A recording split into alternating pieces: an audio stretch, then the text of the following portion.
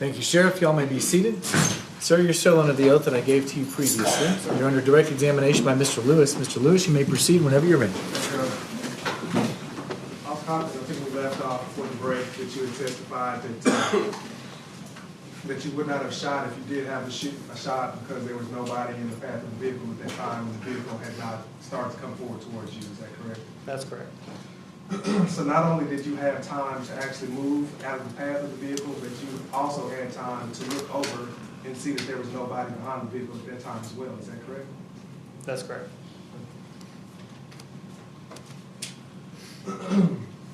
If there were officers behind the vehicle and you decided to shoot, hypothetically, we know that's not the situation. But if that was the situation, and you fired at the vehicle, you would also be firing in the direction of officers as well. Is that correct? That's correct. Okay, so the gunshots occur. Where were you standing at the point in time that the gunshots went off? To the left, the driver's side of the vehicle, to the left behind Officer Hess, kind of at an angle. And so you're aware that there were no officers in the path of the vehicle, but were you aware specifically where all the other officers were positioned at that time? No, I was not. I did not know where Officer Kimball was exactly, and I didn't know where everybody else was. Okay, but you were at least able to see that Kimball was not behind the vehicle. That's correct. Okay. So what did you do at that point, after the shots were fired? Gave more. I was standing there when more commands were given. The passenger of the vehicle, we got him out and placed him in the handcuffs, and then I went over to the driver's side of the vehicle. Okay, and when you went over to the driver's side, what did you do? I observed the driver. She had severe wounds, and I felt that if I gave her first aid, then I would do more harm than good. Could you see where she was injured? Not everywhere, but I knew that she had a significant wound to her neck, and I did not want to perform CPR and end up just basically pumping blood out. Were you trying to talk to her? I did. I said, you know, ambulance is coming. I just tried to be there. But that's really all I could do at the time. Was she still breathing at that time? Do you know? I believe she was. I didn't notice, but I do remember when the firefighters got there, they did say she had an agonal pulse. So I believe she was breathing, just not there. What is an agonal pulse? What does that mean? Scientifically, I could not tell you. On scene, when somebody is in really bad shape, we call them low sick, and I think agonal pulse is the firefighter's term for that. And what does that mean? What does low sick mean to you?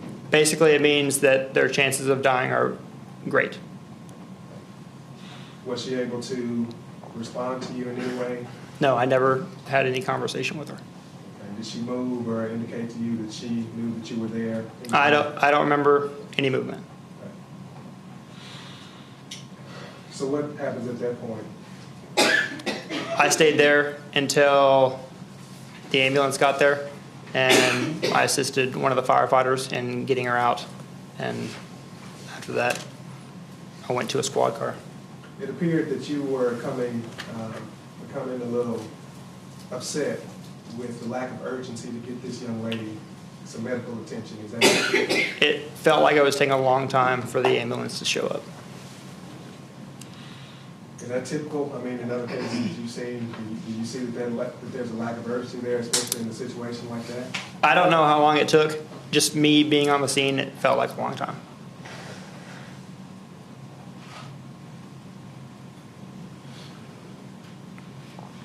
Now, were you wearing a body-worn camera that morning? I was.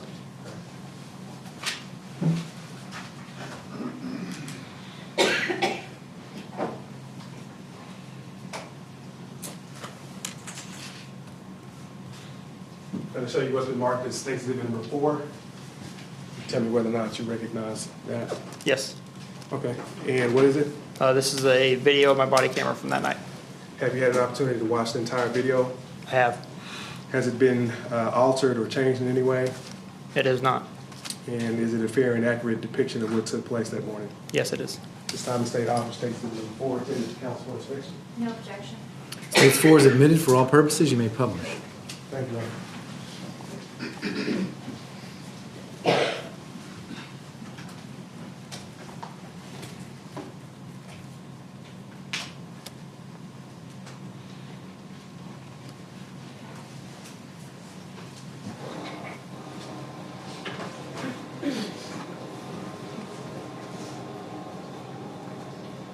Typical.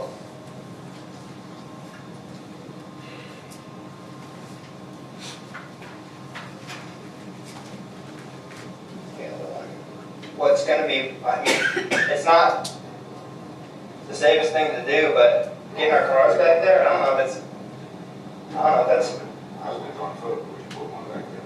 and everybody walk behind it?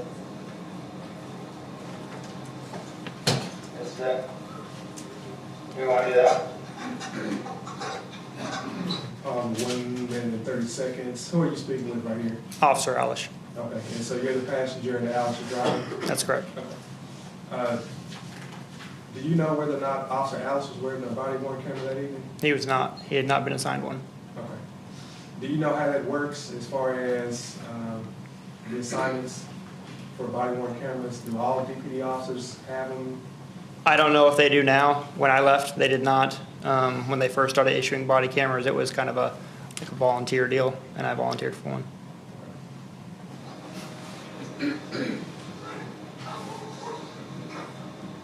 Somebody on foot? Right, somebody on foot, right on foot.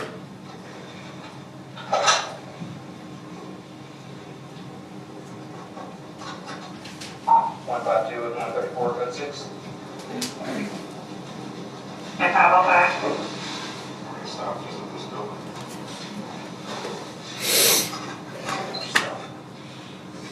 We pause at 1:59. It appears as though, is that your weapon in your right hand? Right Yes, there? it is. Okay, is there a reason why you have it out in the car right there? I had it out because the individual was standing right there, and I didn't know if we were driving into an ambush type situation. And with the stolen vehicle, I've been in that parking lot previously, and with that long driveway right there, I didn't want to be stuck in the car if I had to get out quickly. The individual that you saw, do you recall specifically where you saw him? He was standing on a stoop, just like in front of a door.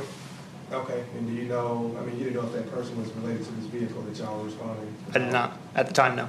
Did that person appear to you to have any kind of weapons or anything like that? I did not see any.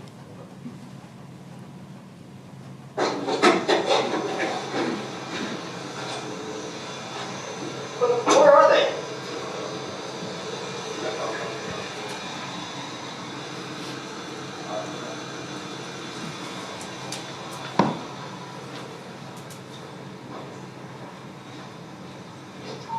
Hey, Peter and Aaron, go ahead and get up.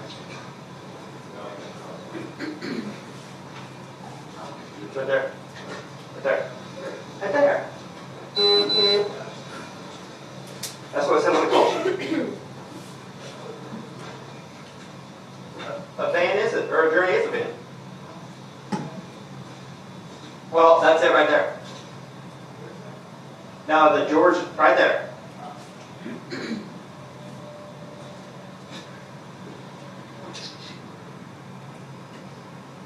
Now for 152, we're going to go ahead and do a felony stop.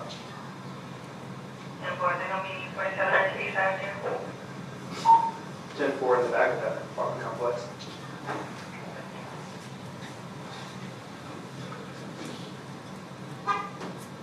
Gonna pause at 3 minutes and 13 seconds. We see a light there.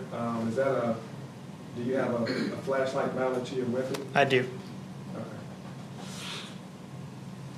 Driver! Driver, put your hand out the window! I need to go occupied right now. Driver! Put your hand out the window! Nope. I can't even tell if it's occupied still. We're just going to move up on it.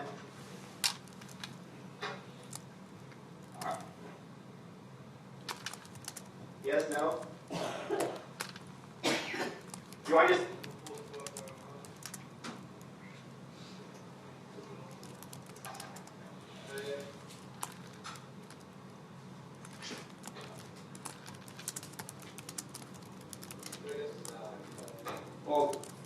The last comment was a male and a female inside.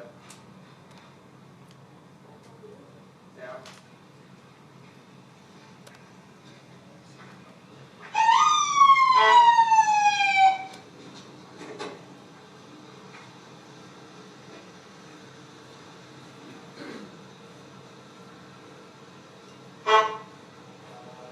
I can't tell if there's anybody there or not. Peter, can you see anybody? Let's just move up.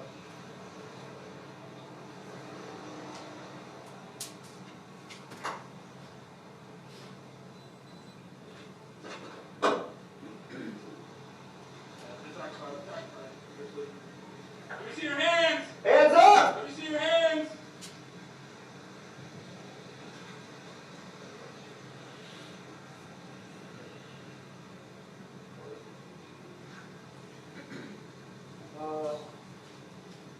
Get your hands up! Open the door! I'm gonna pause it at 5 minutes and 10 seconds. At this point, you're on the driver's side of the vehicle, is that correct? That's correct.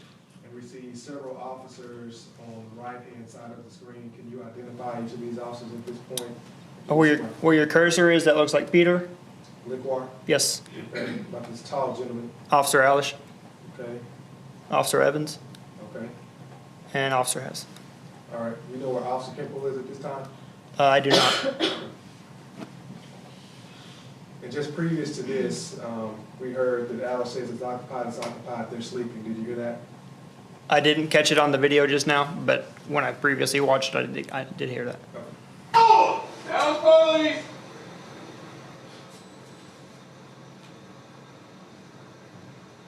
What do you think? Down, police! Show your hands! He's nowhere there now. Show your hands! Put your hands outside the vehicle right now! Somebody's moving around the back. Hands up! Come on, Gable. Back a little bit. Pause at 5:50. To your left is gonna be Kimball, is that right? That's correct. As a matter of fact, you're telling him to go ahead and back up. That's correct. Why are you telling him to back up at that time? Because they're moving around the vehicle. We don't know what they're doing, so it's just safer to back up. Okay. Let me ask you this, were you aware of any weapons, specifically a firearm or a gun inside that vehicle prior to shots being fired by the defendant? Prior to, no. Okay. Besides the movement of the vehicle, any other threats that you were able to observe inside the vehicle? None that I saw. Let's at least get this car right here because I got that car. I see her! That's 143, check on major disturbance, 2403 North Washington, black male refused to stay away from property. Minor Brady on the here in the face tag. What's up, man? Pause at 6:15. At this time, Officer Kimball has crossed over the front of you over towards the defendant, correct? That's correct. And we'll back it up just a little bit. We kind of talked about the manner in which you were able to move out of the path of the vehicle. Is that correct? That's correct. Having around the like security, but again, foreman. Appears as though you just took a couple of steps to the side. Yes. As a matter of fact, let me make sure I confirm this, but Having around the like it security. doesn't even look like the vehicle had started to come back at that point. Is that accurate? It does look like that it has not come back yet. Okay. I see her! That's 143, check on major disturbance, 2403 North Washington, black male refused to stay away from property. Minor Brady on the here in the face tag. What's up, man? Having around the like security, but again, foreman. Don't move!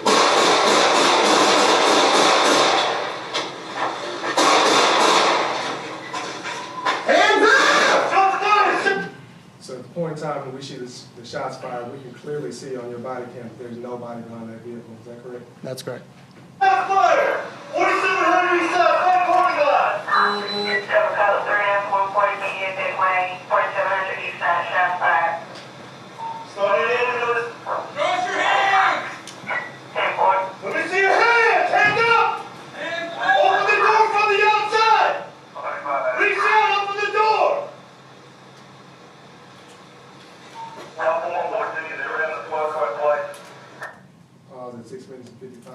we hear the defendant get on the radio and state that they rammed the squad car twice. Did you hear that? I did hear that. Was that an accurate representation of what took place? I remember it being struck once. Okay. So that's a no? That's correct.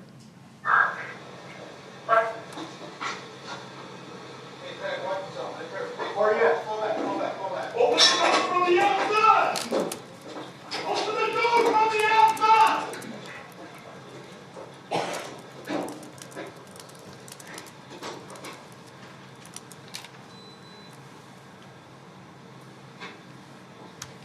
Open the door from the outside!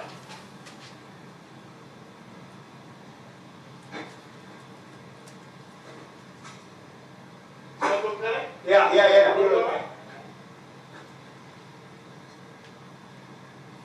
Open the door! Step out, get on your knees! Step out, get on your knees! Now! Down, police! What? On your knees towards me! Ten 414. Go ahead, we're getting one out of the car. Give me a second. Look on your knees towards me! Keep moving! Keep moving! Who else in the car? Who else? Keep moving! Move towards me! Move towards me! Keep coming! Keep coming! Keep coming! Keep coming! Hands on your head, do not fucking move, you understand me? Do not move! And all points for insurance and stop code 6. Fine. I gotta get gloves out. You hear me? Lay down flat on the ground. You hear me? Put your arms out to the side. You see you went, you heard anywhere? There's an ambulance coming. Hey, somebody go out there and count the ambulance in. Move that squad car so they can get up here. Cuffs, yes? Yeah, go.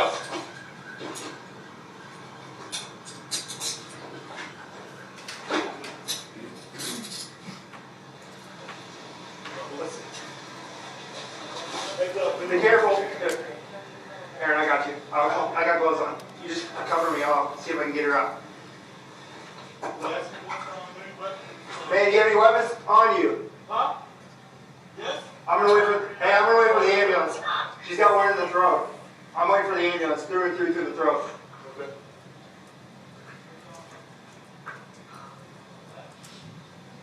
Brady 19, loud. We're in the back. How else should be done in a minute? Yeah, it's pretty bad, Dad. On the back parking lot, give you 4,700, son. Put this in the truck or park.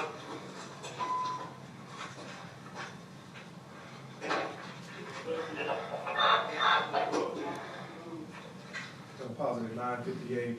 What are you doing at that point? I put the car in park and I took the keys out.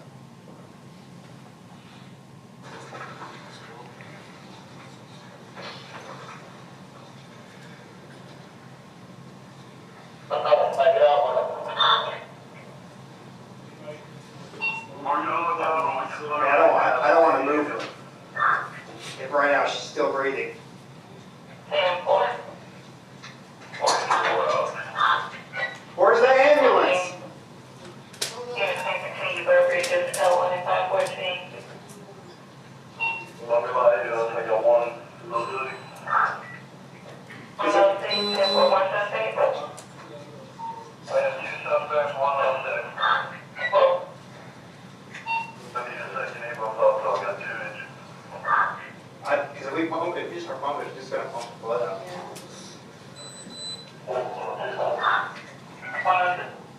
Hang in there, man. Hang in there. The ambulance is on its way.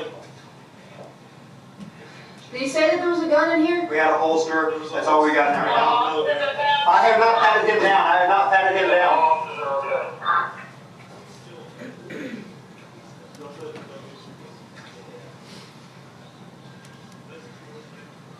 Step to the side, Zach. I'm positive 11 minutes, 20 seconds. The defendant tells you to step to the side right there. Do you know why he told you to do that? No, I don't know. Yeah, yep. I'm going 35 left.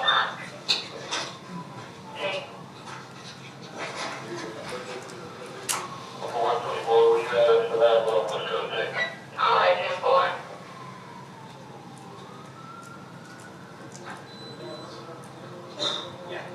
I don't want to pump the blood out of her.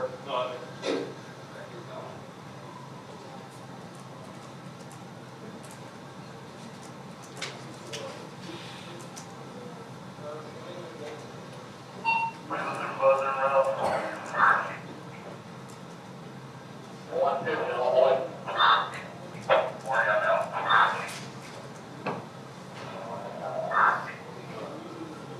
We're going to get outside.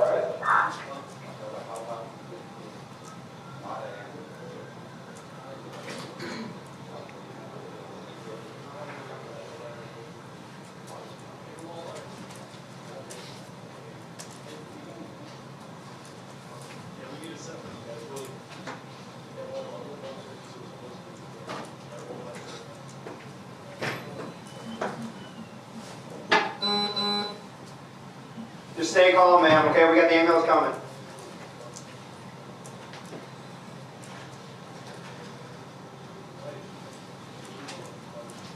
Where you at? You might know. 10-4. For 140, this for SIU. Beat that. Is this number for SIU, sir? More. You got a gun? Gun?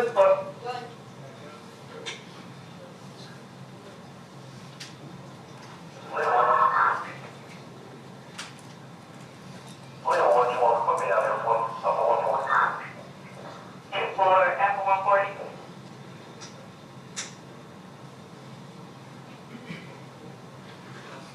Hey, Wilcox, tell them the ambulance needs to hurry. Let's just leave it there and get the gurney, let's go.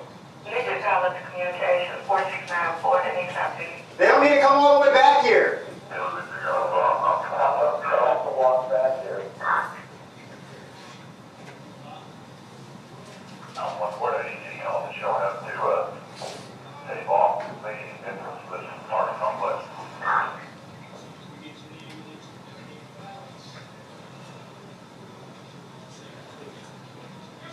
I'm recording, yeah. Did I shoot?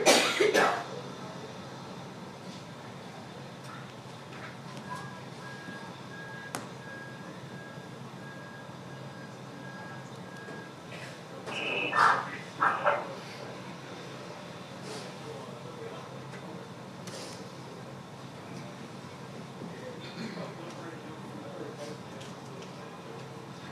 Come on. Good. Show me out there. Probably in 14 minutes, 36 seconds.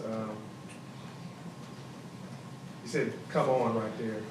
What's the issue right there? I was just frustrated with how long it was taking for the ambulance to get there. Now, we can obviously see the ambulance lights, right? But what would you like for them to do at this point? Why are you upset? I didn't really care that they had to kind of work their way through the parking lot. I thought they should just get out and come to us.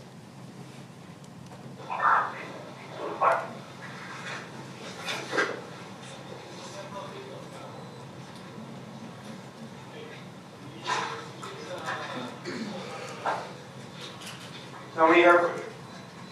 Right here, she needs the most help. She's got a neck wound. She's got a neck wound. Apple 140 MCC, they walked it out. I didn't start CPR because I don't want to pump the blood out of her neck. She's got a through and through in the neck at least.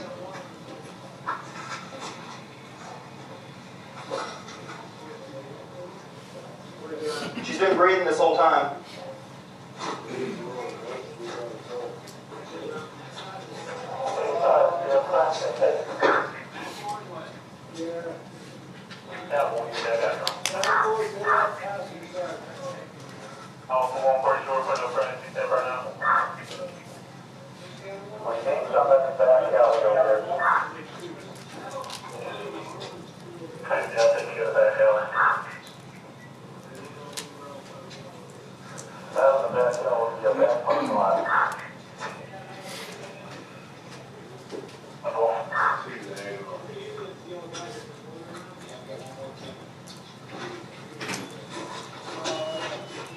Pausing at 15 minutes, 59 seconds.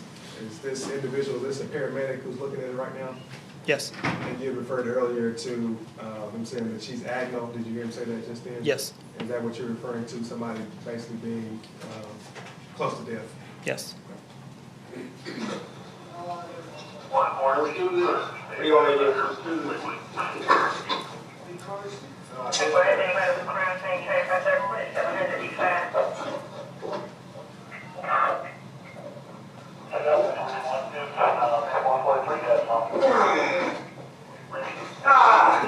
Parking lot, secondary crime scene set up in the front area, in regards to the complex. What's your head? East side.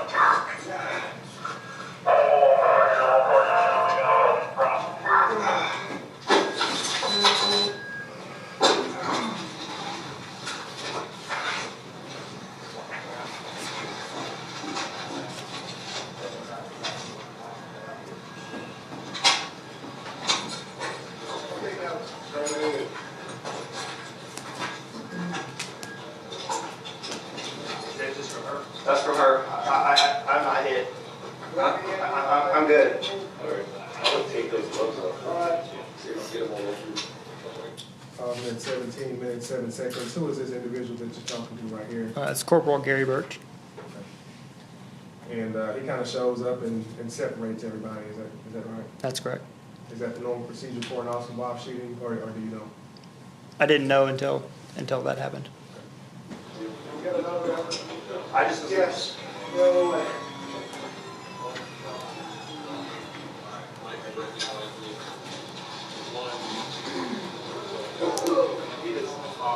Low stake for sure. Yes. Yes. I've got it for crime scene. Look, where do you want me to get here? This car right here. This is the crime scene. Crime scene? I mean, it's going to be from here, where they tried to run out here. They ran the squad car. This hole. Back down. This hole. Push that fence. They try to drive through. I want to make it from at least this car here, all the way around. If it's enough to do, I'll take here. Yes. Okay. Has he been searched? Yes, he Okay. has been searched. Because we found one gun in the car. He's good to go right now, so we're just holding tight to the other. So who's got the gun that was in the car? Evans took it.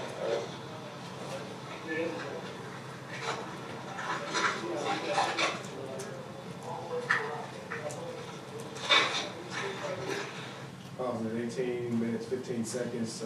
You're kind of looking around the interior vehicle with your flashlight at that point. Yes, I had my You're handheld looking flashlight. for something in particular? I don't remember. Okay. Based upon, did you recall seeing some items inside the vehicle? I don't remember what was seen in there by me. All right.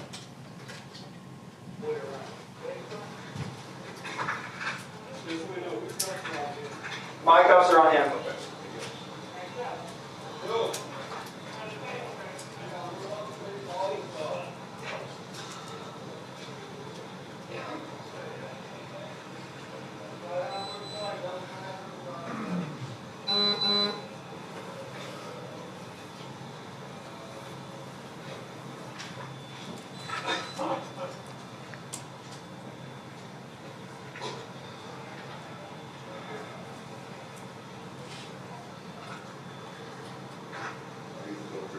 No, I'm not going to.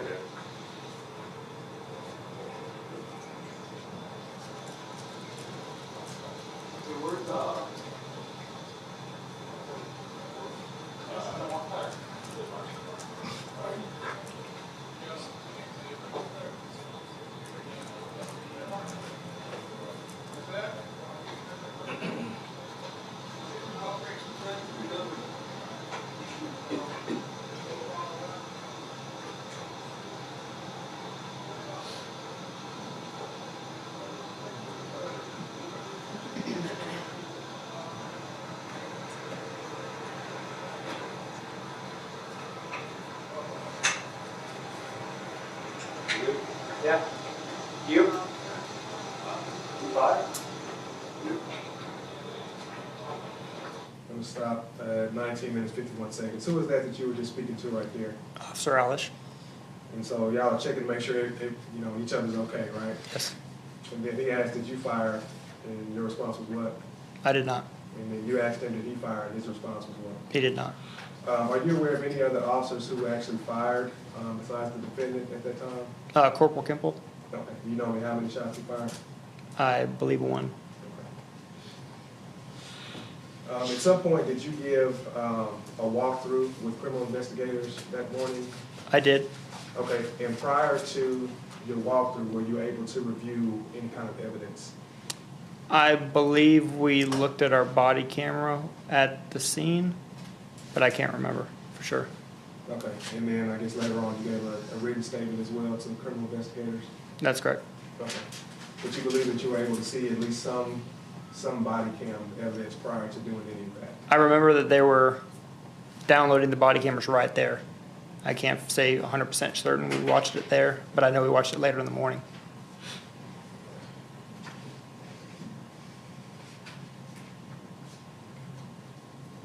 Thank you. Ambassador John. Cross-examination? Yes, Your Honor. May I proceed with this? You may. Officer Hopkins, you're aware that it's the law that you're allowed to watch your body cam before you give a statement? Yes. What I'm gonna do is I'm gonna set up a diagram, and we'll watch your body cam, and I'll pause it at moments and ask you a little bit about what's going on, okay? Okay. Permission to have the officer step down? Yes, sir. Please keep your voice up when you do that. Go ahead.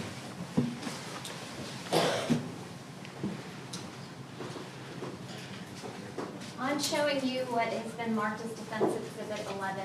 Is this a diagram of that parking lot? Yes, it is. And you recognize it? Yes, it is. And basically it represents where the cars ended up at the end of this incident, correct?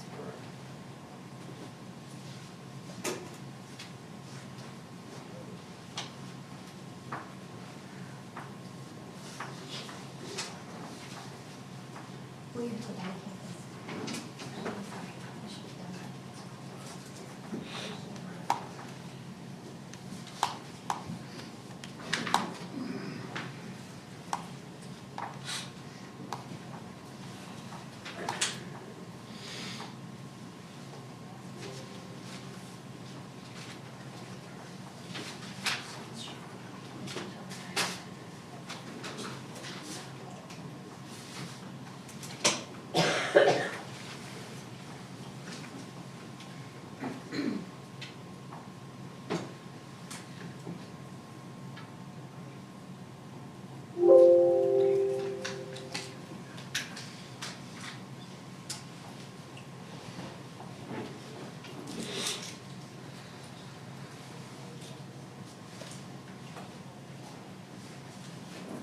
Officer Hopkins, I believe it's already come out, but basically when you activate your body cam, there's a 30-second delay before audio comes out, correct? Correct. The checkout sheet went really well today. I was pretty happy with that. You gotta wait 30 seconds for all that.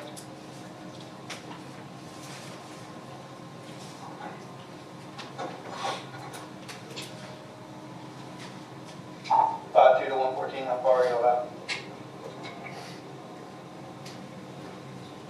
Is that you on the radio calling to one of the other responding officers? How far are they out? It is. It is. And Officer Alish is driving? He is. You've told this jury that you've responded to this apartment complex and specifically What's gonna be, this parking lot numerous times, is that correct? I had. And you had some concerns about going in there? I did. Why? Because Objection. Relevance, Sean. Objection what? Relevance. It's- To the prior context that he had, this apartment complex has nothing to do with this particular case. All right, I'm going to overrule the objection to the extent that it bears on your state of mind that night, sir. You can answer the question. Go ahead. Can you turn this way just a little bit? I'm sorry. Thank you, that's okay. It's a long driveway, and so approaching a vehicle, due to the culvert going to the top of dangerous. And what you're talking about is the fact that the setup of this parking lot, correct? The long driveway into the open parking lot, yes. So there, in this parking lot, there are two ways to get in, I've only been in that one that I came in. okay? And where's that one on this diagram? It's about this right here. And is it fair to say that it's a narrow drive? It is. And the apartment building is right here. It is. And it is fence on one side, wall on the other. That's right. If they watch on the body cam, will they see you start to go down that drive? Yes. You referred to it as a fatal funnel previously. Yes. What do you mean by a fatal funnel? Basically, if somebody wanted to ambush us, then we're sitting ducks in the squad car. And you said, It's not the same. you said based upon the kind of call you're responding to, is that correct? Yes. Why did the kind of call you're responding to cause you concerns?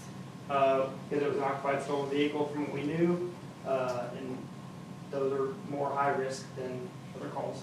And the state asked you about not knowing any circumstances of how that car was stolen, is that correct? That's right. So you don't know if that car was taken at gunpoint? We did not. You don't know if these people have a stolen gun and have taken a car and are waiting in that car, or do you? We did not. You don't know any of the circumstances of how that car was stolen? We did not. And that's a situation that poses a risk to you, doesn't it? That's right. It's thing to do, but getting our cars back there, I don't know if that's. I was just on foot, we can move on back there. And everybody walk behind it. Is that? Do we want to do that?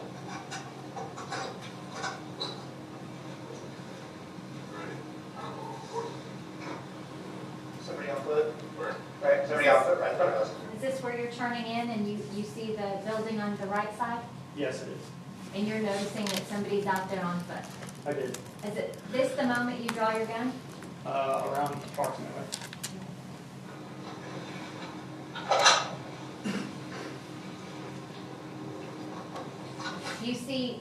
You see the apartment on one side and the fence on the other, correct? That's correct. 152 and 134, code 6. I have a flash. Stop using this building.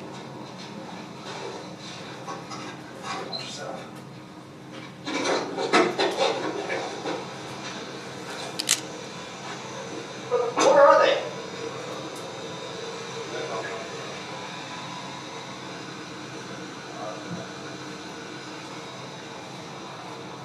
As this plays, will you please show the jury on the diagram where you're walking in? I'm about, Hey, Peter and Aaron, go ahead, yeah. I'm about right here. Right there. Right there. Fair to say there's cars along both sides of here. There are. Okay. That's what it said on the call sheet. I walked along the row of cars right here. A van is it, or a gurney is a van. Well, that's it right there. Now the George, right there. And I made my way to, I guess, about right here. Okay, there's a pole right there. There is. It's not depicted in the diagram, but it's somewhere alongside this car. That's right. Now the 152, we're gonna go ahead and do a dummy stop. And board, they're gonna be for each other to 852. 10-4 in the back of that apartment complex.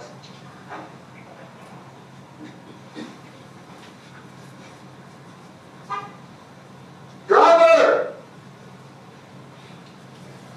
Driver, put your hand out the window! I need to go outside right now. Are you yelling loud? Driver! Are you yelling loud enough that it's reasonable to expect that the occupants of that car can hear you? I believe so. Are you projecting your voice enough so that they can hear you? I believe so. And you're trying to do it as from a distance that will not startle them? That's correct. Put your hand out the window! Nope. I can't even tell if it's talking about still. We're just gonna move up on it.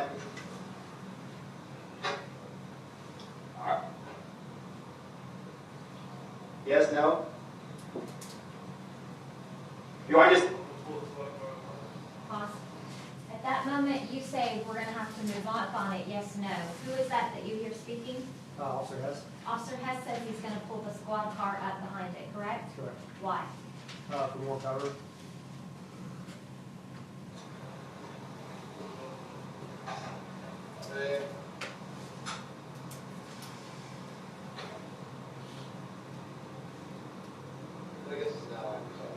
Well, the last comment was a male and a female inside.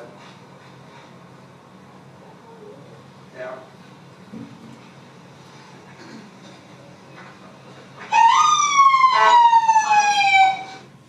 Okay, at this moment, you saw Officer Hess pull the squad car up. Yes. Where are your fellow officers? It looks like everybody else is to the rear of the vehicle and Kimball is somewhere near me. Would it surprise you that Officer Evans is right by you at that moment? I didn't remember. You didn't know where Officer Evans was? Did not. Would it surprise you that her body camera shows her right by you when you travel there? I don't recall. Well, would it be possible that she would be right by you? It could be possible, yes. You didn't turn your head and look, did you? I did not. Why not? I was focused on the vehicle Why were you focused on the vehicle? because we didn't know if it was occupied or not, and I was focused on the stop. Would it surprise you that she would have been following right behind you as you left from right here to approach the back of that vehicle? Wouldn't surprise me. But you didn't know she was there, I do not remember that. and you didn't turn and look. No, I did not. Do you know where your other officers are? Officer Kimball's near me, Officer Hess was in the squad car, and everybody else, I believe, was to my right. To your right. Do you know where to your right? I can't say exactly. Did you turn your head and look? I don't recall.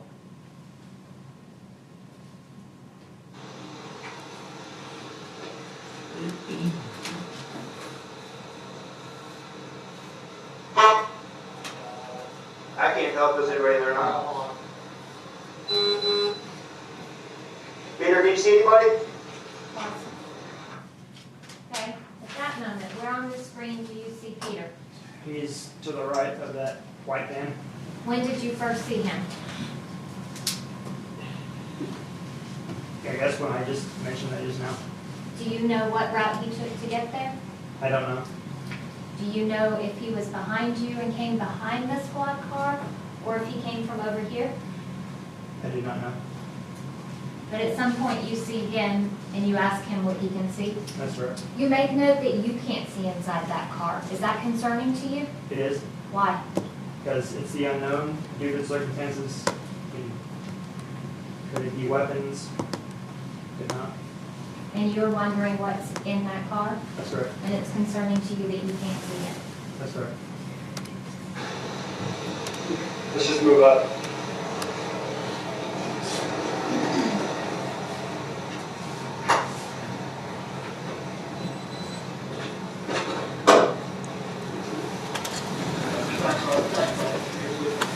Let me see your hands! Hands up! Let me see your hands!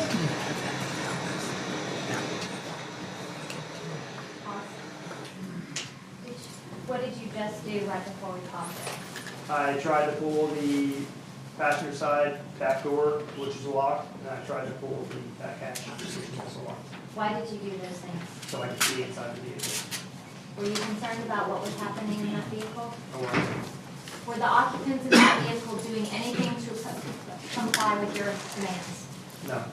Were you being loud and giving commands to get out of the car? Yes. Had the squad car already pulled up at this time? Yes, it had. Had the siren already been blasted? Yes, it had. Had the horn already gone off? Yes. Had multiple officers yelled, "Show me your hands"? Yes. Had you identified yourself as Dallas police? Yes. And the occupants in that car did nothing to comply with these commands? That's correct. Is this a situation where now that you know there's occupants, you were concerned? That's correct. What are you concerned about? They could be retrieving a weapon. Basically, since they can see us potentially and we can't see them. Operating a motor vehicle that is stolen is a felony offense, correct? That's correct. Do people typically want to be arrested for a felony offense? No. So when you're walking into a situation to do that, is it a risk to you? Yes, it is.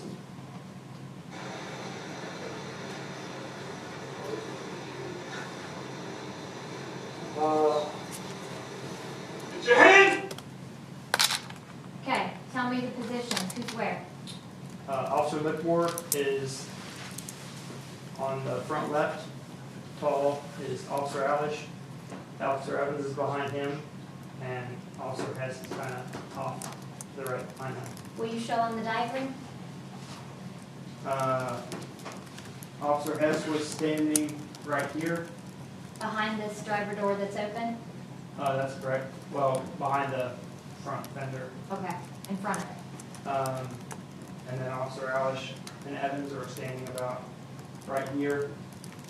And then Officer Lakeford is standing about right here. Where's Kemple? He's close to me, but I don't know exactly where over here. Stop! Open the door! Down, police!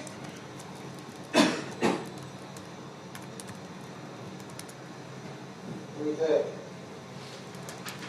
Down, police! Show me your hands! He's moving it out.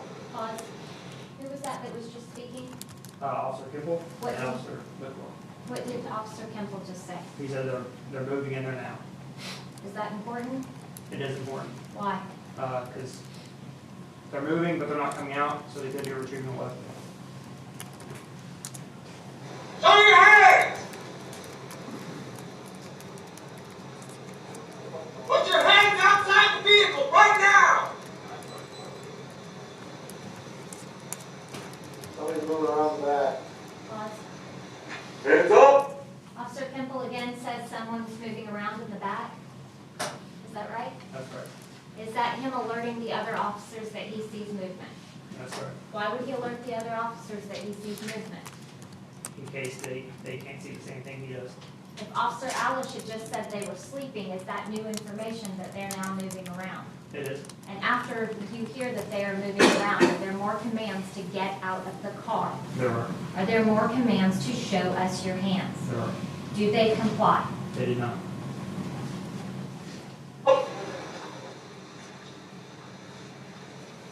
Come on, people. Back on the back.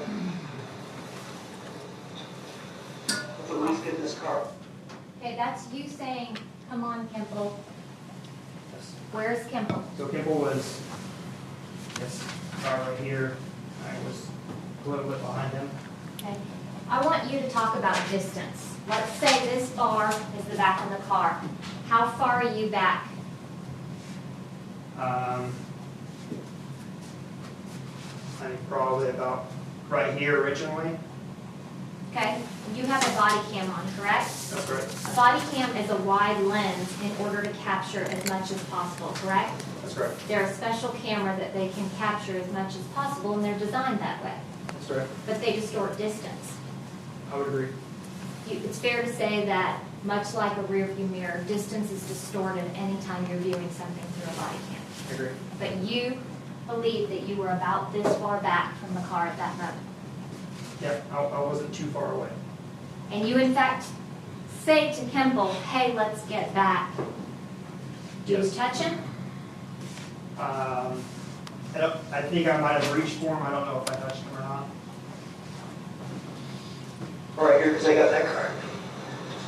And you say, let's get back here. Hey, Let's get that car, correct? That's right. Why are you wanting a car?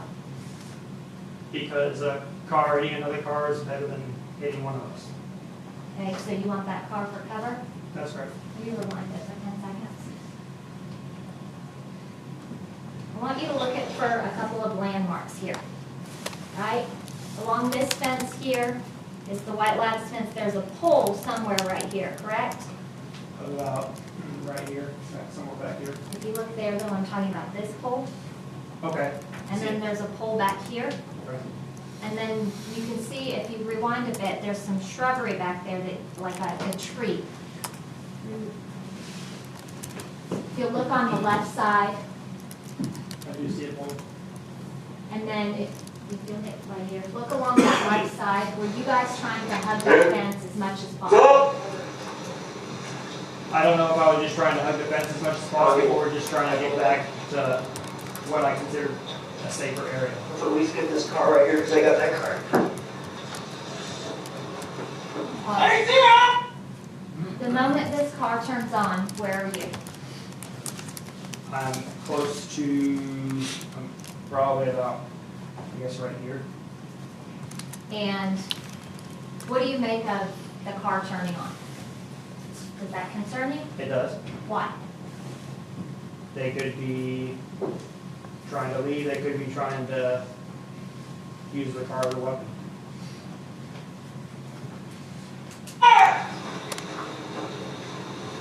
That's 143, check out major disturbance, 2403 North Washington, Black Male refused to stay away from property. I'm going to rewind that 10 seconds again. I want you to watch who pulls up first, and does Officer Hess run the squad car into the car, or does he stop before? That's 143, check out major disturbance, 2403 North Washington, Black Male refused to stay away from property. I can't, it appears that Officer Hess pulled up first, but stopped, and then the vehicle struck the squad car.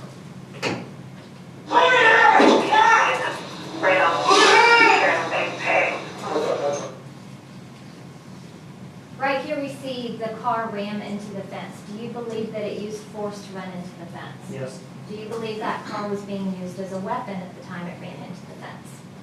Into the fence? No. And do you believe it was being used as a battering ram? To break through the fence, yes. You made note that you noticed that the fence bent, correct? It did. Was that due to the force of the car running into it? Yes. What do you believe they were trying to do at this time? To escape. How? By going through the fence. Could they get through the fence? They could not. What did they do next? They put Good? the car in reverse. Heavy around like security, better get forward. All right, let's go through these moments again.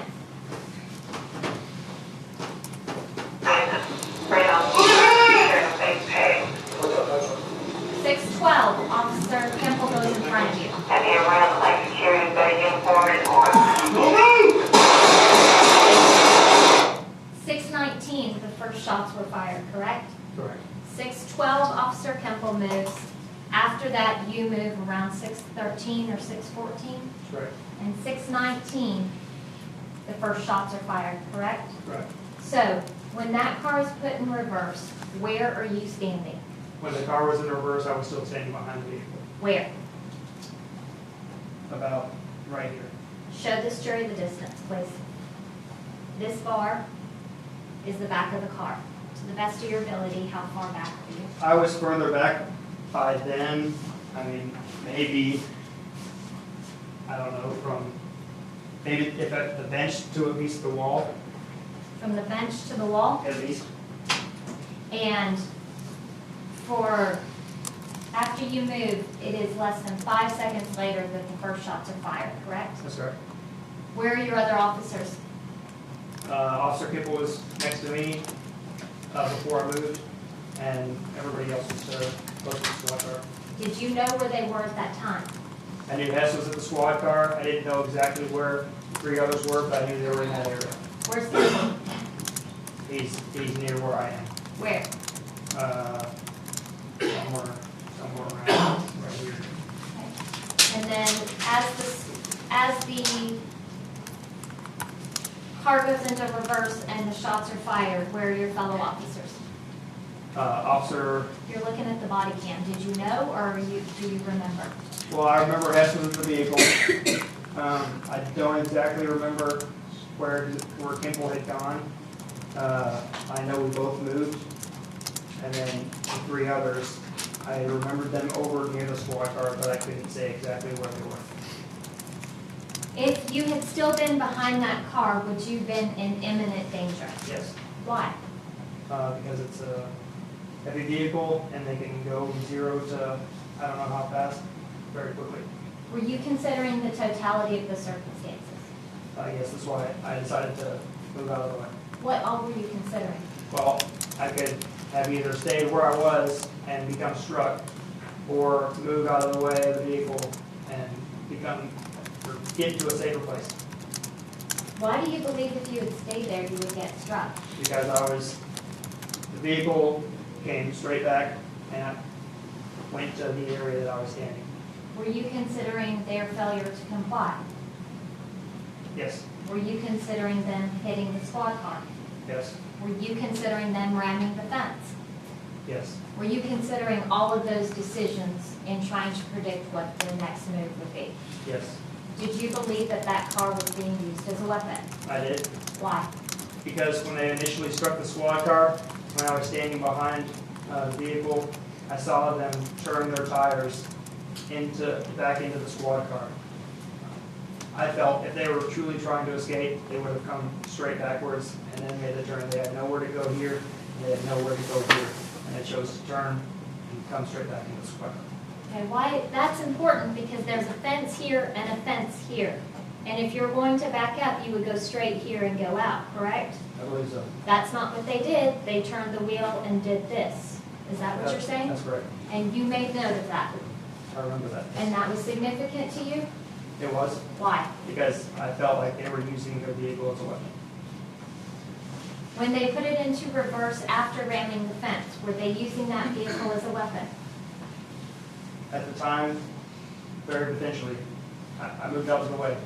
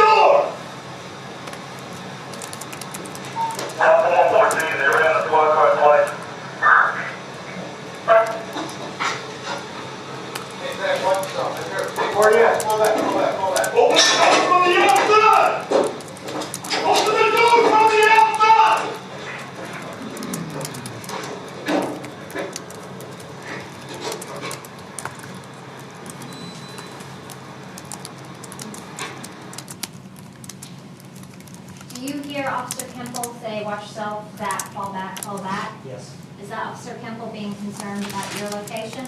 Yes. At that time, where are you? I don't know which car exactly, but it was maybe this one. And I felt that one or two cars. I'm going to show you what's been marked as Defense Exhibit 12, 13, 14, 15, and 16. Do they show different aspects of the scene that night? Yes. Did they aid your testimony to the jury? Yep.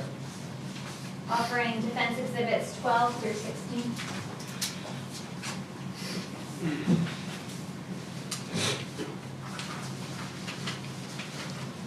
No objection. 12 through 16 are admitted for all purposes. You may publish.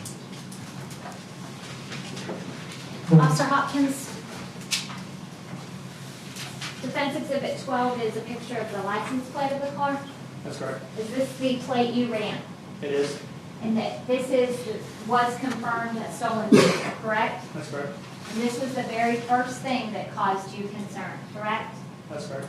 And one of the very things that caused you concern is not knowing the circumstances of how this car was taken. That's correct. In your training and experience, are felony stops on stolen vehicles dangerous situations for officers? They are. For the very reason that you don't know what was in that car. Correct. Did you have concerns for what was in that car? I did. As a matter of fact, that very night you put in your statement that as soon as someone said there was movement, you began to get worried that they were going for a gun. That's correct. Do you specifically remember at that moment that you were worried for a gun? I did. And where were you when that was said? I was around here, close to the car. And do you remember that shortly after that you started talking about wanting to back up? That's right.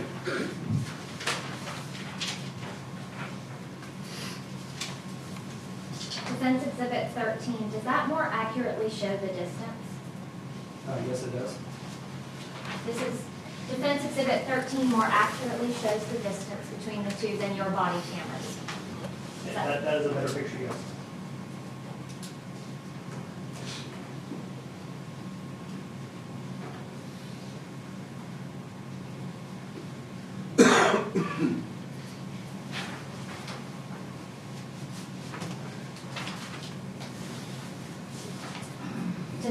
Exhibit 14, where is this photograph taken? If you're the photographer, where are you standing? Around, it's right here. And does it accurately show the distance and the lighting that night? Yes.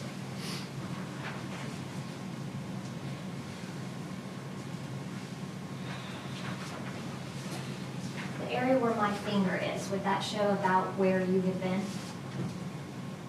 Approximately, maybe a little bit to the left. Put your finger on it. Like somewhere around right there.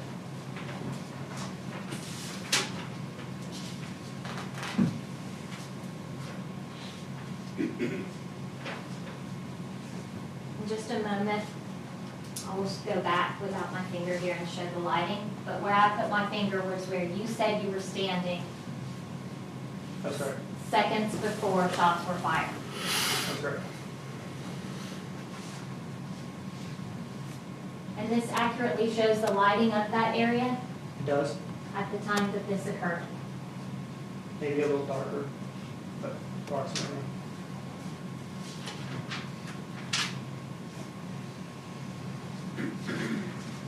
Well, this was around 4 a.m. It would have been getting lighter, if anything, correct? Yes, it would have got lighter when that picture was taken. So you believe it would have been darker than this? Yes.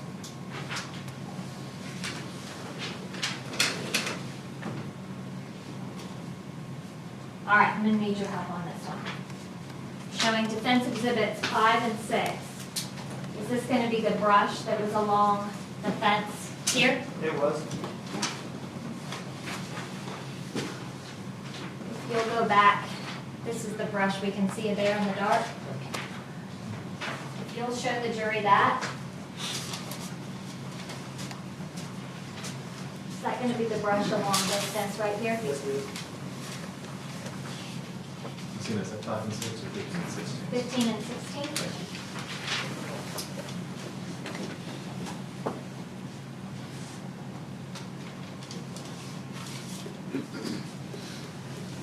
In defense exhibit 14, you can hardly even see that, can you? That's correct.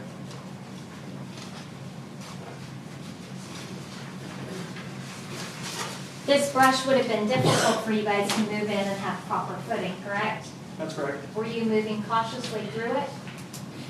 I remember it being damp, You remember it being damp? so yes. You can go ahead and have a seat.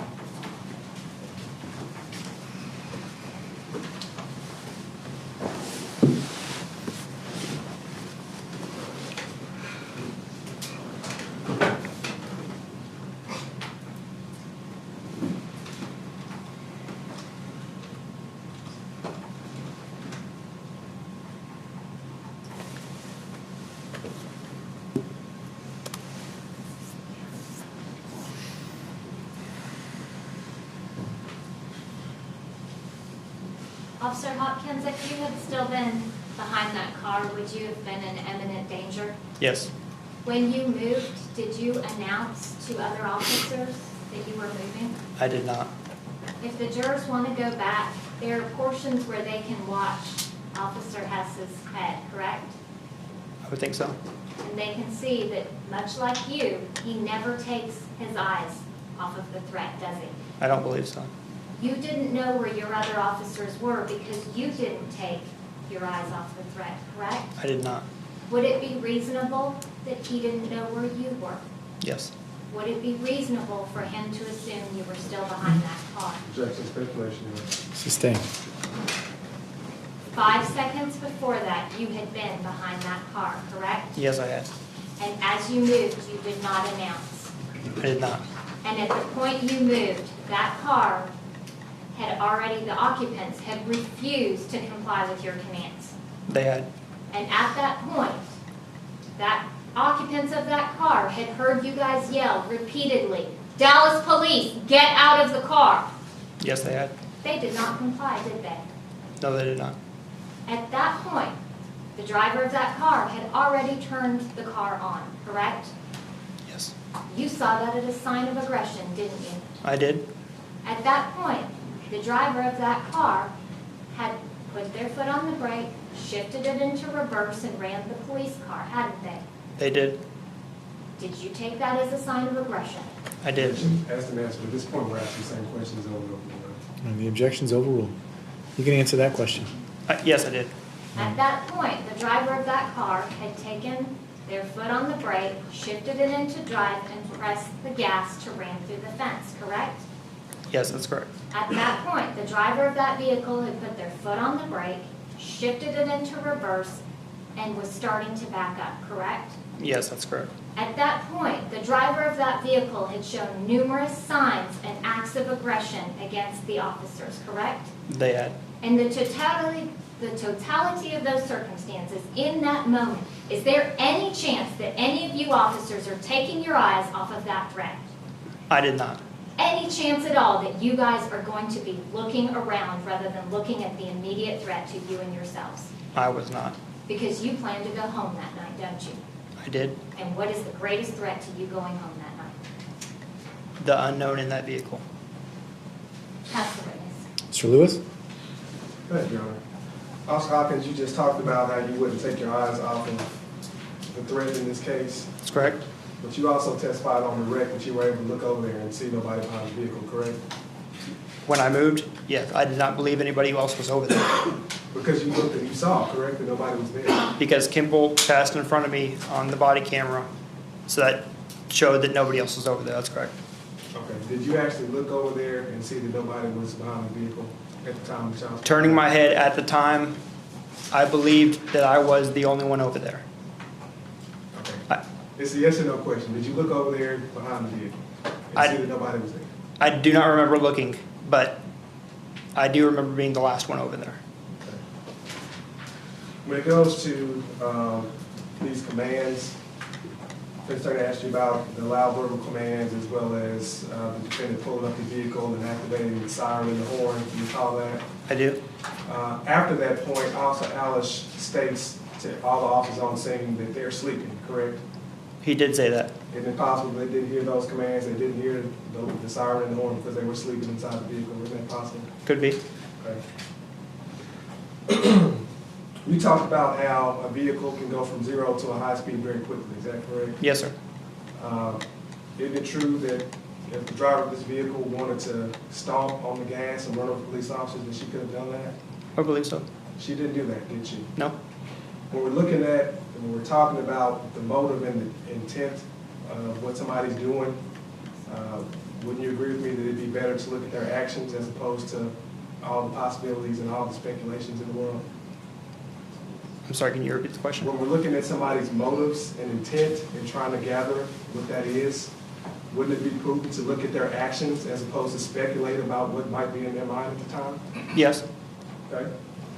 So when we're talking about her motive and intent, we can look at the video and see for ourselves what she intended to do, can't we? I can't say what she intended to do. Okay. You talked about her using this vehicle as a weapon, right? Yes. And we looked at the 3 different motions that this vehicle made. First of all, when she came back and the 2 vehicles collided. You remember her questioning you about that? Yes. Let me show you something real quick and you tell me whether or not you agree with this. So we're going to look at her vehicle and see if you can watch and see when the reverse lights come on, when the white lights come on, all right? Yes, sir. That's 143, Right there. 792. The white lights are on, correct? Yes, sir. He has not pulled this vehicle up to get closer to this vehicle at this point. Is That's that right? correct. That's correct. Okay. Service 243 North Eastern. At this point, his engine revs and he's going forward, correct? That's correct. She's backing up at the same time, correct? That's correct. I'm sorry, the defendant goes forward in the squad car, right? That's correct. And at the same time, the victim is moving her vehicle back simultaneously, correct? That is correct. And we can see that on the video. Yes, sir. Okay, so if we're talking about her ramming the vehicle because he had stopped, that would be inaccurate. Would you agree with me? Yes. So would you agree with me at that time that she's not using this vehicle as a weapon? At the time, I felt that it was. Okay. And so let's talk about when she moves forward into the fence. You testified that As a matter of fact, the defense counsel asked you, when she runs into the fence, do you consider her using the vehicle as a weapon at that point, and your answer was no. That's correct. Into the fence, no. Okay. And then the third movement, when she comes back in reverse the second time, we all know that there's nobody behind the vehicle, correct? That's correct. So who is she using the weapon as a vehicle? Who is she using the vehicle as a weapon against if there's nobody behind the vehicle? I had moved, so nobody. Okay. Do you recall there being 2 distinct volleys of shots by the defendant? I do remember 2 separate, yes. Okay, so he fires a bunch one time, the vehicle stops, and then it goes back a little bit, and he fires again, right? That's correct. If there are officers over there, and he's firing in the direction of the vehicle, wouldn't he be firing in the direction of officers as well? Yes. You talked about how dark of an area this was that you were at and that you moved away from. But you were able to see that there were no officers over there, correct? That's correct.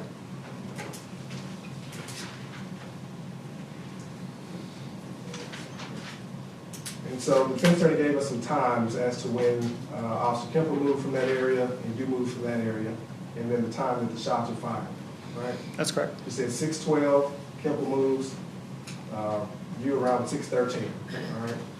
That's Is that correct. right? So we're talking 6, 7 seconds, you guys are out of the way of this vehicle, and he's still shooting at the vehicle, right? That's correct. Talk about the way that you're trained to use deadly force. Aren't you trained to consider your target in your background? No, we are. Okay.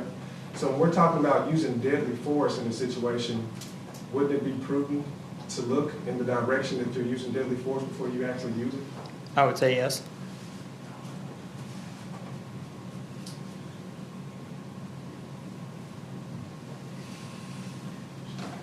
I'll pass it. Ms. Madsen? Mayor Hirsch. Yes, ma'am. Officer Hopkins, can you see this from where you're sitting, or do you need to step down? If I can step down. Please.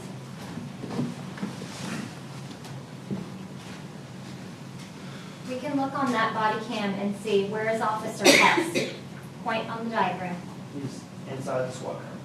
And the first time he shoots, is this where the car is? No, it was not. Where was it? Approximately here. So if you were standing here and shooting at the car, would you have been in the line of fire, or would that have been just before the car struck you, or you being in the line of fire? That would have been just before.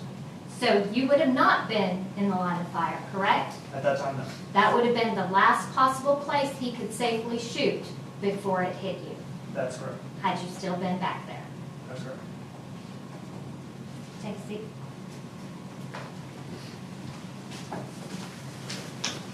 The DA just talked to you about the fence. You're right. When he ran the fence, it wasn't a weapon, correct? Correct. It was a battering ram to try to escape. That's correct. And based on everything you had seen, that's what they were trying to do, is run that fence down and escape. I believe so. Probably because they didn't want to be arrested, right? Objection, speculation. Is that reasonable? Based on the circumstances, you can answer the question. Go ahead. I believe they were trying to escape, yes. Escape what? Being arrested. And had that fence knocked over and they got through, what would have happened? We would have called for Air One and tried to take him into custody another way. You would have put the information out on the radio and let them know, correct? That's correct. Escaping by a motor vehicle. That's correct. That would be another felony offense, correct? That's correct. So they're attempting to commit another felony offense right here on video. That's correct. But if they had been successful, you wouldn't have shot. No, And nobody would have shot, would they? I would think not. How about once they realized they couldn't get through the fence, if they stopped the car and put it in park? Then we would have continued to give verbal commands to the car. And what if they had gotten out? Then we would have taken him into custody. And none of this would have happened. No, But that's not what the driver decided to do, is it? no, it's not. DA talked to you about, is it possible they were sleeping in the car and that's why they didn't hear the horn? Possible? Is that reasonable? Based on you being there? Objection, Your Honor. She can't testify to reasonableness. Objection's overruled. Based on what you perceive, you can answer the question. Go ahead. With how loud you were being and how many commands and the siren and the horn, is it reasonable that they were just sleeping in through all that? I believe they could have been sleeping at the very beginning, but we were being extremely loud. There's no way they didn't know we were there. No way they didn't know it was the police, right? Yes. No way.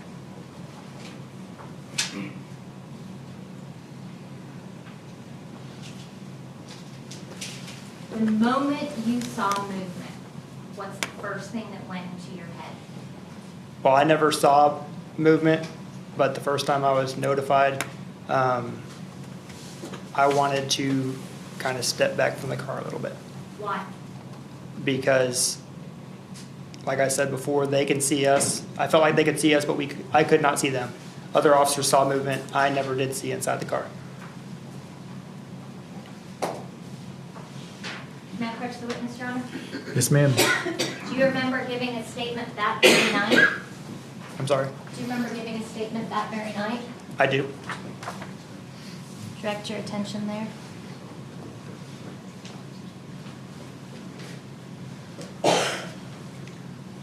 Hours after it, what did you write was the first thing you thought of when you were told there was movement in the car?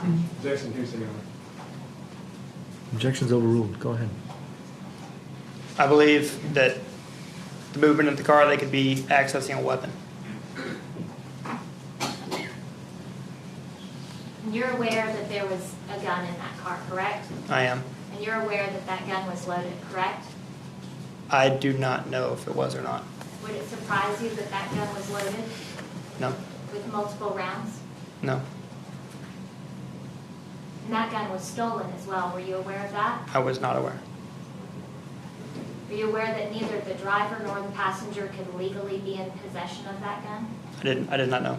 That would be another crime that they could have been arrested for, correct? That's correct. That would be another reason why she might want to put her foot on the gas, correct? Objection, speculation, Your Honor. That question's overruled, but it's getting repetitive. You can answer. Yes, could be. And it's the totality of all of these things building on top of each other that is the true picture of what happened that night, isn't it? That's correct. Pass the witness. Mr. Lewis? No further question, Your Honor. May this witness be finally excused. No objection. Very good. Sir, you may stand down. You're excused from any further service. Your Honor, may we approach? Sure. You can, does he still need to stay? Yes, Your Honor. Subject to recall?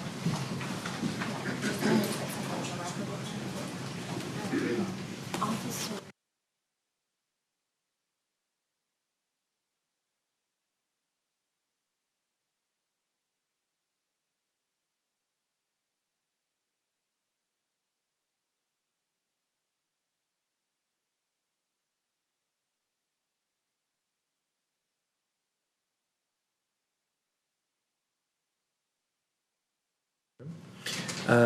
I have received word from the powers that be at the county that the National Weather Service is forecasting some cold rain tomorrow morning and through most of the day Wednesday, but temperatures are forecast to be above freezing at this time. They don't anticipate closing roads.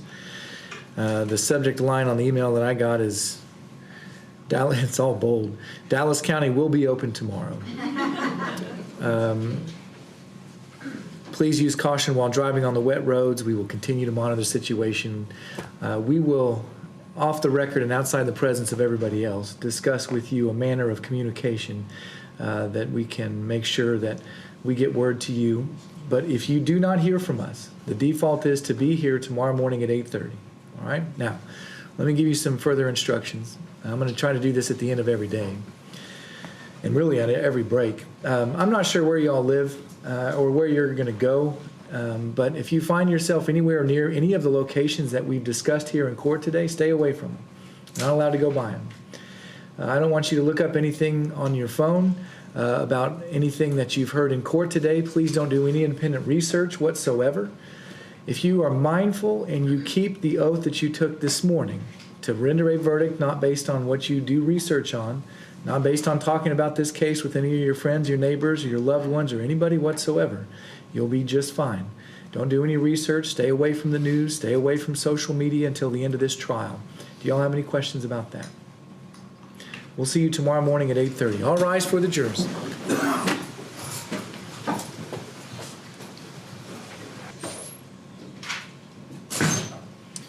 Y'all may be seated. Court's still in session.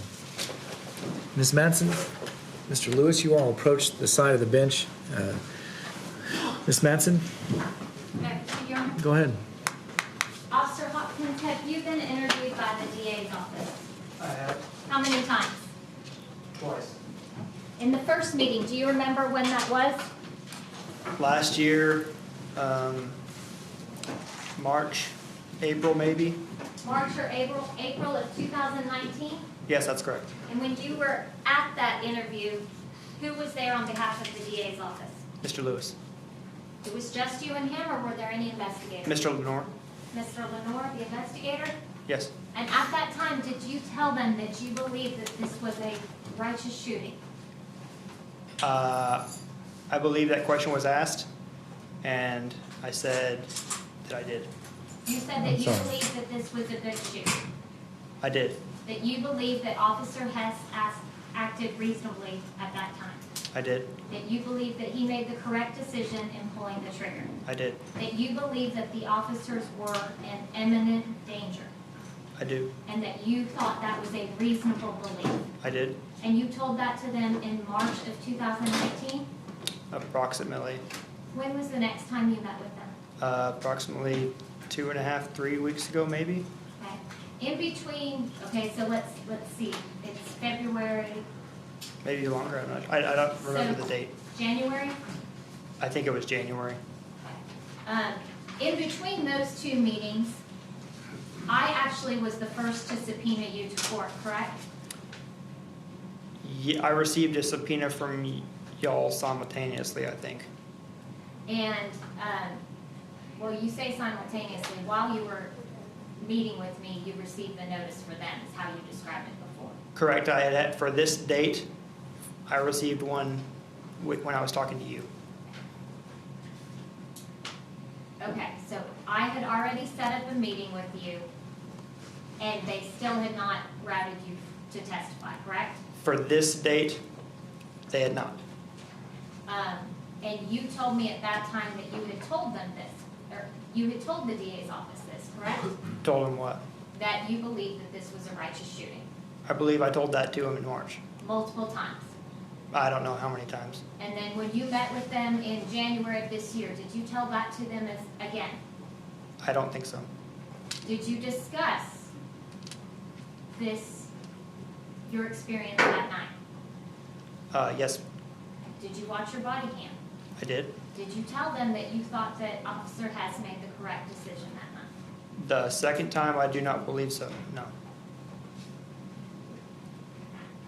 That's the end of my record, Your Honor. Mr. Lewis, do you have any questions for this witness? Yes, Officer Hopkins, we met on January 21st of this year, correct? Correct, sir. And you testified in court today what you told us in that particular meeting, that you saw that there were no officers behind the vehicle and that you would not have shot unless the vehicle came forward. Is that Me right? personally, that's correct. Okay. So what you testified to today in court is what you told us in that meeting on January 21st, 2020, correct? That's correct. The first meeting we had was on March 25th, 2019. And what you told me in that meeting was similar to what you testified today, the fact that this vehicle was being used as a weapon, which is actually in the written statement that you gave back in 2017, correct? Correct. And that there were officers in front of you, so you didn't fire, correct? That's correct. But you remember me specifically asking you whether or not you thought that the defendant, that you thought that the defendant acted reasonably when he shot the victim in this case. Not in those words, but it did come up where I thought that he had made the correct decision. Okay, based on what? Based on if he thought that I was still behind the vehicle, then I'm an officer in imminent danger. Okay, so what changed between the meeting on March 25th, 2019 and January 21st, 2020 and today? What changed in between that time? What do you mean? Where you're saying that that you told me he was justified in March 2019, but then today you're basically saying that he wasn't because nobody was there and you wouldn't have shot. Since I had moved from the vehicle, yes, I do not believe that anybody was in danger at that time. However, if I'm putting myself in another officer's shoes and I believe that an officer is still behind that vehicle, then I believe that officer is in danger, imminent danger of being struck by the vehicle. That's what I'm trying to say. Okay. That's all the questions I had, Judge. I would just submit to the court that in our meeting on March 25th, 2019, I did not ask him whether or not he thought that the defendant was reasonable when he shot the victim. And he just testified to the fact that our meeting in January of this year, he testified to exactly what he told me in that meeting at that time. So as far as any kind of Brady violations, I would submit to the court that did not occur on behalf of the state. Your Honor, to follow up with that record, it's not about what he testified then and there and that there's a discrepancy. It's the fact that in March of 2019, they were made aware of these opinions. And whether or not they think that these opinions are admissible, or whether or not they know how the court is going to rule on it, they have a duty to turn it over, and they did not. And as a matter of fact, in the interim months, the DA, Mr. Lewis, asked me to stipulate to this officer's body cam and not call him as a witness. At that time, I would have never known, would have not interviewed this witness, and not known this Brady information. Then they follow up and file a motion in limine saying I can't get into these very opinions that he knows that they know that this officer has. They filed a motion in limine saying they do not want the defense to be able to ask whether or not it was reasonable and whether or not his decision was reasonable. I would submit to the court it's based on their knowledge of what he would say because they know it hurts him and didn't turn it over. All right. Mr. Lewis, it's unclear to me. Did he tell you in March of 2019 that he thought this was a good shoot? No, Your Honor. Did he tell you he thought it was reasonable? I don't recall him saying that it was reasonable, no, sir. I recall him saying that he felt that the vehicle was being used as a weapon, but that when he looked over there, that there were no officers behind the vehicle. All right. What are you exactly asking me to do right now, tonight? No, I'm simply making a record at this point. At this point, we have a Brady violation that they did not turn it over and that they took steps to try to preclude me from getting into this evidence, which I believe shows their knowledge that it would hurt their case. I'm Okay. simply making a record at this point. All right. I don't know that I agree with your conclusions, and I'm not being asked to make a finding this evening, so I'm not going to. Is there anything else you all want to put on the record this evening? I would just like to know what proof she's saying that we have, that we tried to preclude her from having this evidence. I mean, yes, I asked her if she would stipulate to the video, but that just makes it easier for everybody. I think we both wanted the video in the evidence. As far as me trying to keep her from getting certain information, I would like to know what proof she has because she's accusing me of that on the record. Your Honor, the proof, the conversation we had was when he asked us to stipulate to all of the body camera, and I said, so you wouldn't have to call the officers, and he said yes, and I said, well, I won't do that. Okay. Well, I will say this, there was other Brady information that I turned over on other witnesses, so if I'm doing that on other witnesses, why would I do that on him? There have been no accusations of any other Brady violations in this case or any other case that I've handled.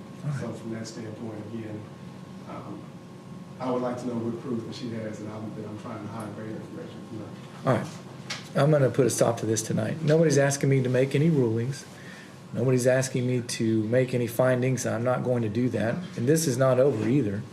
If you all, for some reason, need to put any more of this stuff on the record, I'll have a more robust hearing. But if you're not asking me to do anything, then I'm not going to do anything. So, unless there's anything else we need to put on the record this evening. Is there anything from the state? In light of that, I'm sorry. Is there anything from the state? No. Ms. Madsen? in light of that, Your Honor, we would ask that Officer Hopkins be subject to recall. Very good. As long as we know how to get a hold of them, if we need to, we can get into this. Is there anything else? Not from the defense. Very good. That's all. Court's in recess.